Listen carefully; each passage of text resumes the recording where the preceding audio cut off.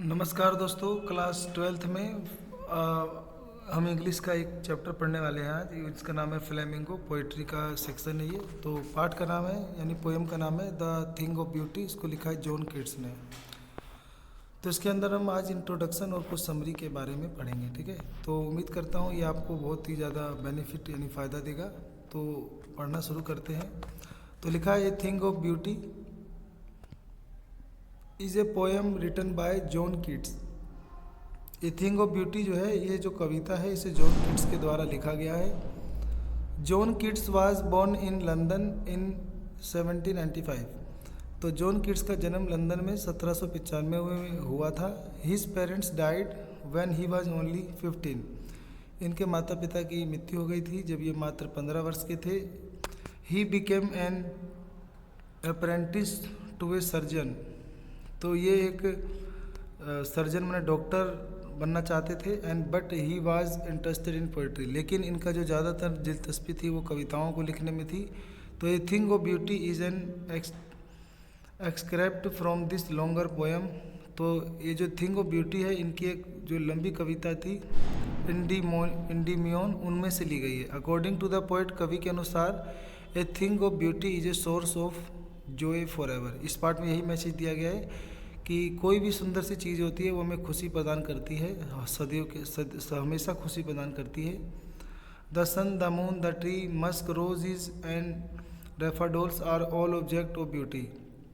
उनके अनुसार सूर्य, चंद्रमा, पेड़, मस्क, रोजेस के फूल और डेफोडिल के जो फूल होते हैं ये सुंदरता प्रदान करते हैं। In addition to this objects of nature, इन प्रकृति के चीज़ों के अलावा man also produce objects of beauty. तो जो मानव जो होते हैं वो भी सुंदरता की चीज़ हैं। Arts, poetry, stories, mythology etcetera all source of internal Joy for us. कहता है कि कला, कविता, कहानियाँ, माइथोलॉजी, ये सब जो होते हैं खुशी के स्रोत हैं। तो आगे बताया गया है समरी में कि beautiful things are internal source of joy. कि जो सुंदर की चीज़ें होती हैं वो हमें आंतरिक सुख देती हैं, खुशी का। There beauty can never vanish. उनकी सुंदरता कभी ख़त्म नहीं होती, नष्ट नहीं होती। नोर कैन इवन इट इवन डिमिस्ड। और ना कभी एक कम हो सकती है या समाप्त हो सकती है, लुप्त हो सकती है। It makes a permanent place in our mind. ये हमारे दिमाग में एक परमानेंट स्थान बना लेती है। And it is a source of health and peace. और ये सुख का और स्वास्थ्य का और शांति का स्रोत होती है, एक सुंदर चीज़। The world has sufferings and noble people are few. तो कहता है कि जो दुनिया है वो ग्रसित है, पीड़ित है, इसमें नेक लोग बहुत कम हैं। But on account of things of beauty we weave flowery bands to tie our souls with this earth. लेकिन कहते हैं कुछ सुंदर चीज़ें होती हैं जैसे कि इस पेड़, धरती पे पाए जाने वाले सुंदर फूल जो हमें इस धरती से बांधे रखते हैं। Things of beauty remove the curtain of darkness. जो सुंदरता की चीज़ होती है वो अंधेरे के पर्दे को हटा देती है। And gloom from our spirits. हमारी अंतरात्मा को खिला देती है, फूल खिलाते हैं हमारी अंतरात्मा में सुंदर चीज़ें देखकर। The moon, the sun, the clear stream and the thickets in the green forest sprinkled with musk roses are all object of beauty. सूर्य, चंद्रमा, बहती धाराएं, घने हरे हरे हरे घने जंगल, उनमें मस्क के फूल, मस्क रोजेस के फूल, ये सब सुंदरता के चीज़ें हैं। द ग्रांड माइथोलॉजिकल स्टोरीज, बड़ी बड़ी जो ग्रंथ की कहानियाँ हैं, एपिक्स हैं, रचनाएं हैं, बलाड्स माने बच्चों की कविताएं हैं, अबाउट द डिड्स, और जो उनके बारे में काम बताए गए हैं। And dooms of our heroes are all source of internal joy. और हमारे जो हीरो को दिखाए जाते हैं कहानियों में वो सब हमारे बाहरी खुशियों का स्रोत है। तो मतलब कवि कहना चाहते हैं कि जो हमारे आसपास की जो सारी चीज़ें हैं ये सुंदरता से भरी हुई हैं, तो हमें इनसे मतलब खुशियाँ बटोरनी चाहिए और खुश रहना चाहिए, और ये खुशियाँ और प्यार से ही हम इस धरती से बंधे हुए हैं और जुड़े हुए हैं और एक दूसरे से भी जुड़े हुए हैं।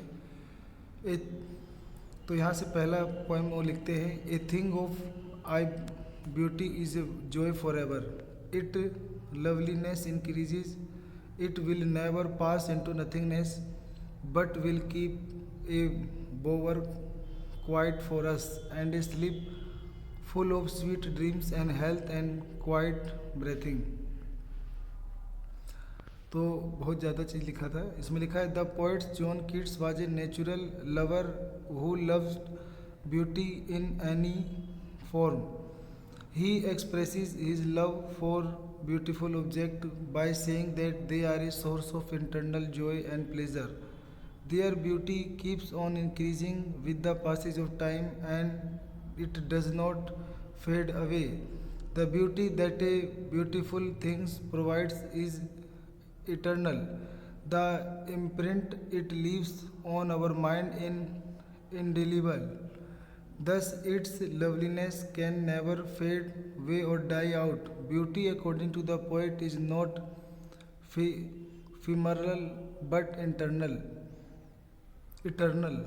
The poet feels that a thing of beauty is like a quiet bower or sleep, full of sweet dreams with healthy and quiet breathing.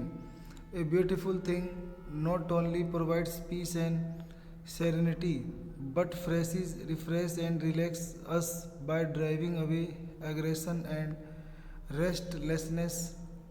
It keeps people away from worldly concern। तो जो John Keats हैं वो बताते हैं यहाँ पर कि जो प्रकृति है उसमें बहुत सुंदर चीज़ें हैं।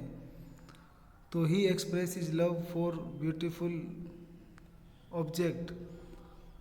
वो महसूस करते हैं कि जो अच्छी चीज़ें हैं दुनिया में ये हमारी खुशी का स्रोत है, हमें बाहरी खुशी देती हैं और आंतरिक खुशी भी देती हैं। तो इसको आप पढ़ लेना, ठीक है। आगे पढ़ते हैं। Therefore, one every morrow are we withering a flowery band to bind us to the earth, in spite of despondence of the inhuman dearth of noble natures of the gloomy day, of all the unhealthy and or darkened ways made for our searching. Yes, in spite of all, some shape of beauty moves away the pall from our dark spirits। Keats, as a worshipper of beauty, felt that life on earth would not be worthy living without its treat of beauty. In spite of misery and gloom, one is inspired to live owing to the moment of beauty which he finds on earth। The delicate and beautiful moments when we enjoy beauty of nature and its memories causes one to stay connect to the earth। Human beings face many disappointments in their life due to the scarcity of noble human beings by following the unhealthy path of negative thought.